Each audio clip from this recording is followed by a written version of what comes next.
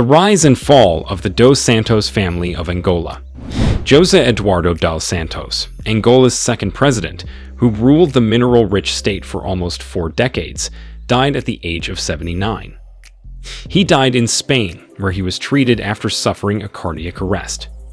Dos Santos will be remembered for ending a long-running civil war in the early 2000s. His supporters dubbed him the architect of peace. But his legacy is soiled by high levels of corruption and human rights violations while he was in power. The rise of the dos Santos family of Angola. Having graduated in petroleum engineering in the Soviet Union in 1969, dos Santos was only 37 years old when he became Angola's president a decade later, following the death of the first president, Antonio Agostinho Neto. At the time, just 4 years after gaining independence in 1975, the country was racked by a civil war between the two groups that had fought Portuguese colonization, Dos Santos People's Movement for the liberation of Angola and UNITA. Dos Santos, who received his degree in petroleum engineering from the Soviet Union in 1969, took office as president of Angola at the age of 37 in 1990, a year after Antonio Agostinho Neto had passed away. The war lasted for 27 years and ravaged the country. About 500,000 people are believed to have died in the conflict. Dos Santos presided over a Marxist-oriented one-party state until the collapse of the Soviet Union, and the end of the Cold War led to the movement for the liberation of Angola and UNITA signing a peace accord. 4 years after becoming independent in 1975. However, in subsequent years, accusations of high-level corruption, especially in the oil sector, mismanagement of the economy, and a crackdown on political dissent dogged his administration. While discontent against his regime grew, Dos Santos, who gained the reputation of being a cold and distant president, would say very little on these matters publicly, while discontent against his regime grew. It led to an increase in his personal and family security. In one of his rare sit-down television interviews in 2013, Dos Santos told Portuguese channel SIC that Angola was completely stable, and that the groups opposed to his regime were very small and well identified. By then, nepotism was already rampant. He appointed close family members and friends to prominent positions in government, including his son José Filomeno dos Santos, also known as Zanu, as head of Angola's Sovereign Wealth Fund, and later his daughter Isabel dos Santos as head of the state oil company Sonangol. She was said to have become Africa's richest woman. The fall of the Dos Santos family of Angola. It increasingly seemed as though Angola was becoming a dictatorship, with journalists, civil rights advocates, and opposition politicians being persecuted and even killed.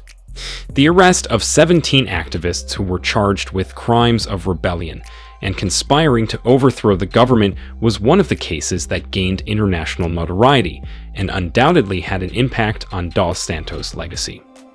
Their offense, in 2015, they were discovered poring over American author Gene Sharp's book, From Dictatorship to Democracy, a Conceptual Framework for Liberation.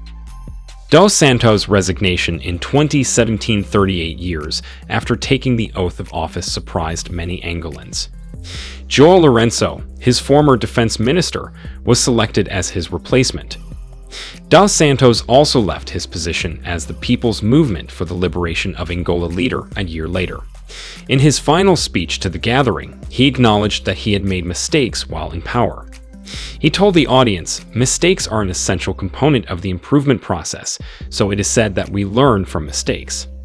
Dos Santos added that he was given the title of Emeritus President by his party, and that he left the office with his head held high, but he was in a perilous position.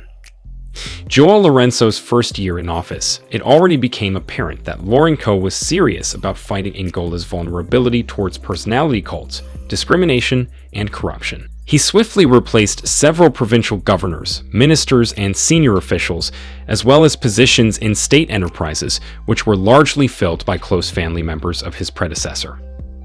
One of his first notable acts as president was to dismiss the former president's daughter, Isabel dos Santos, as head of state oil company Sonangol. Lourenço also announced the termination of a number of contracts the Angolan state had with companies linked to the Dos Santos family. Zanu dos Santos, the son of the former president, was dismissed in January 2018 as head of the $5 billion government oil fund. Shortly afterward, the prosecutor began investigations, and a formal indictment and remand eventually followed. The news hit Luanda like a ton of bricks. José Filomeno dos Santos, also known as Zanu, has fallen out of favor in Angola. The allegations against him include the formation of a criminal organization, illegal enrichment, and money laundering. Authorities are also investigating whether $500 million in overseas transfers were legal. How serious is Lourenço?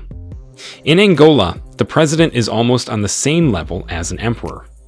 Many other Angolan civil society members share his skepticism. Human rights lawyer Zola Bambi is concerned that Lourenço will be tempted to replace the so-called Dos Santos kleptocracy with his own creation.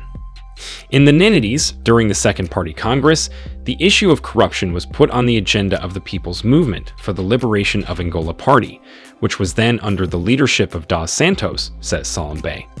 But the whole thing turned out to be just a flash in the pan. Salambe believes the recent arrest of Zanu dos Santos does not mean the fight against corruption has been won. Isabel dos Santos is the richest woman in Africa. The former president's eldest daughter, Isabel dos Santos, was able to establish a sizable business empire in a short period of time and progress through the ranks to become the richest woman in Africa at that time, according to Forbes.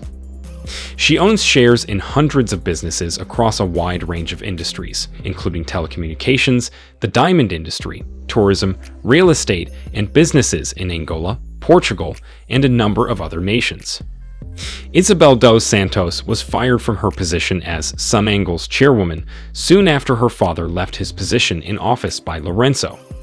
Following an investigation into its business dealings with numerous private companies operating within the state, the Angolan government canceled a number of contracts. Isabel dos Santos found herself in the firing line of the Angolan judiciary. The Angolan procurator is now investigating whether the lucrative contracts it concluded with the state during the reign of her father were appropriately transparent. Since the coming to power of the new president João Lourenço, the dos Santos family has gone down the trail with numerous allegations and important positions taken from them by the present president. This is how the dos Santos family of Angola rose to fame and later lost their power and fame. Thanks for watching.